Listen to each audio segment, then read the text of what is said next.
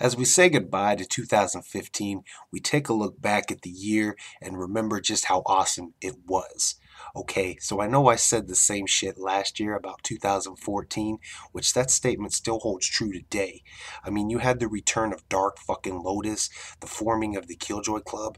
2014 was and still is an awesome year in my mind. And where that left off, the release of the first 6 box set contained within it was the House of Wax EP. And I know this was technically released in 2014, but 2015 picked up where that left off.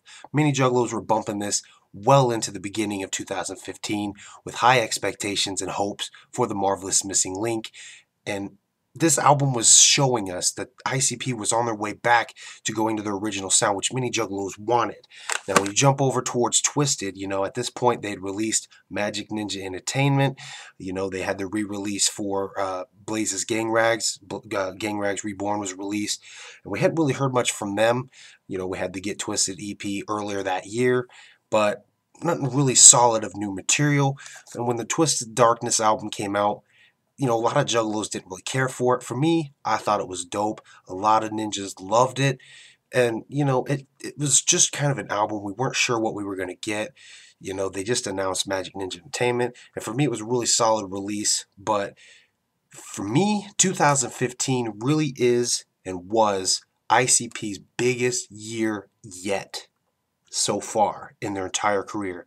And I say that because you had the marvelous Missing Link. Finally, Lost came out. And for a lot of juggalos, they delivered what they said they were going to bring, that fucking wicked shit. Now, I know there were some that didn't care for it, and there were some who did love it, just to turn around and hate it after so much of time of listening to it. But, whatever. That's them. But to me, this album really was the fucking wicked shit, and it still is. I still bump it very regularly.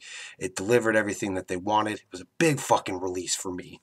And so was its other half found. Its better half, I should say. A lot of juggalos I've actually had comment on my review of this album saying that this was better than Lost was. And in a lot of ways it was. It returned back to that traditional ICP record. Yeah, it was pretty positive and upbeat, but it had a lot of the traditional Dark Carnival kind of sound that you would expect from Insane Clown Posse. And that is why I feel like this is better than Lost.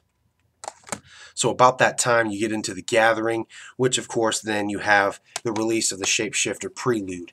Now, actually, the reason this got put out, and a lot of people, myself included, wondered why the hell it was put out on Native World. Well, when I went to the recent Wrestle Rap Charity Festival tour, I actually asked the merch guy for Native World what's up with the Shapeshifter album. He said it's done. They're waiting to release it. They're waiting for the label to release it. He actually said that this got put out because more or less ABK was waiting. That's why it came out on Native World. So, we're at this point still waiting for it, but this definitely gave us a sneak peek of some shit I'm excited to hear. Speaking of The Gathering, it was announced there that there would be a release of an outtakes album coming on the Marvelous Missing Link tour, and in fact it did come out, and this album itself stands kind of as a precursor to what the Missing Link would have been in my eyes. This is a very solid album on its own. I actually hate that a lot of these tracks didn't make it to the final cut, but to have this is good enough for me because this feels like its own album. It really does. It really, really does. Now, I say it's ICP's biggest year, and I'm not really talking about Psychopathic because, Psychopathic, yeah, it brought us Slaughter, which to me was a really solid release, and it also brought DJ Paul's debut, if you're not counting the Killjoy Club. But it brought the debut for DJ Paul on Psychopathic with the release of Master of Evil. I don't actually have that. I didn't pick it up. I'm not a huge fan of DeMafia 6. Therefore, I'm not a big fan of DJ Paul. But I know a lot of juggalos love that album, so it definitely helps make this a good year for Psychopathic. But jumping back to what makes it a big year for ICP, it was the 20-year anniversary for the Riddle Box, and they announced it at The Gathering, and they promoted the shit out of it all the way up until its release for the 20th anniversary release of the Riddle Box album, and inside it was going to have a full bonus disc. Now, I know a lot of ninjas were disappointed with the Riddle Box oddities.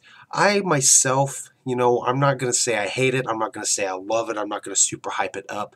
But to have that contained within this, that CD is actually a very nostalgic listen. If you are a big Riddlebox fan and you just listen to the Riddlebox album, or say you listen to the Riddlebox like a day before and you feel like you want to listen to it again, I feel like you can pop the Riddlebox Oddities CD in and get a very Riddlebox high from listening to it because it's from that era. So while a lot of ninjas were disappointed with it, I feel like it is a really good listen if you love the Riddlebox, just because it has the feel of the Riddlebox. And then lastly, we left out with the Phantom Extra Spooky Edition, and this one was big for a number of reasons. Firstly, you know, this is a fucking Sideshow EP. It brought back the Sideshow EPs, and that is huge for a lot of old school juggalos because they've been saying they were going to do it, and now they're finally doing it. This really cements that it's coming back. And within the book, they're already talking about big plans for 2016. Now, jumping back to The Gathering, it was when the whole drama and everything was going on with Boondocks and Magic Ninja Entertainment, Twisted, and all that stupid shit. It was at that point that Violent J announced that they were going to kind of take a new direction, more or less, with Psychopathic, and they were going to try to focus more on ICP. And this year they have done that so far. And in the book for the Phantom Extra Spooky Edition, they announced a new solo album from both Violent J and Shaggy 2 Dope. That is fucking huge news because, you know, first of all, Violent J has already said he's not a big fan of doing solo albums. He puts his heart and everything into doing ICP records. Shit, most of the time it's a Violent J fucking track on an ICP record. So for him to do another album is pretty fucking sweet. And of course, I'd love to hear Shaggy's new album as well. Fuck the Fuck Off is the shit in my opinion. Fuck Off is too, but it's very short. But I'm definitely excited for both of those. Psychopathic Records seems to have big plans coming up. You know, they haven't even announced, they haven't put up a pre-order yet for the new Big Hoodoo album. Of course, we're still wondering what the fuck's going on with the Shapeshifter album, but it's definitely clear to me that they are focusing more on ICP. I'm okay with that. I'm honestly okay with that because I'm a bigger fan of ICP than I am of Psychopathic Records, if that makes sense at all. So I'm definitely excited to see what they're going to do for 2016. They kind of given us a glimpse. I have no idea if any of that will come true. We know how it is. Sometimes they promote shit and it doesn't come to fruition.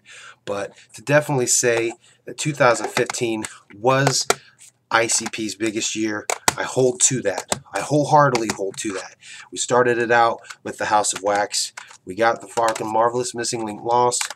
We got Found. We got the Outtakes. We got the Riddlebox 20th Anniversary. And we got Phantom. Right there alone, even though the 20th Anniversary Riddlebox was a re-release, right there, that alone is 6 fucking CDs. 6 ICP albums in 1 year. That's huge. And I can't wait to see what they're going to do in the future. If they really are going to focus more on ICP, then I definitely expect Hollow-Wicked to be the announcement of the next Joker card. Because, like I said, this is a Sideshow EP. There's no other EP for them to put out before the next Joker card. You've got these 2 solo albums, and then they should be focusing on the next Joker card. And I can't fucking wait. On one last final note, I want to say thank you to all my subscribers.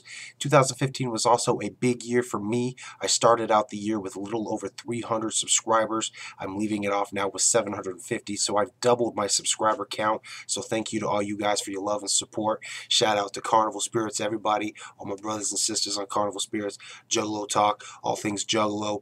Thank you guys. Have a good one.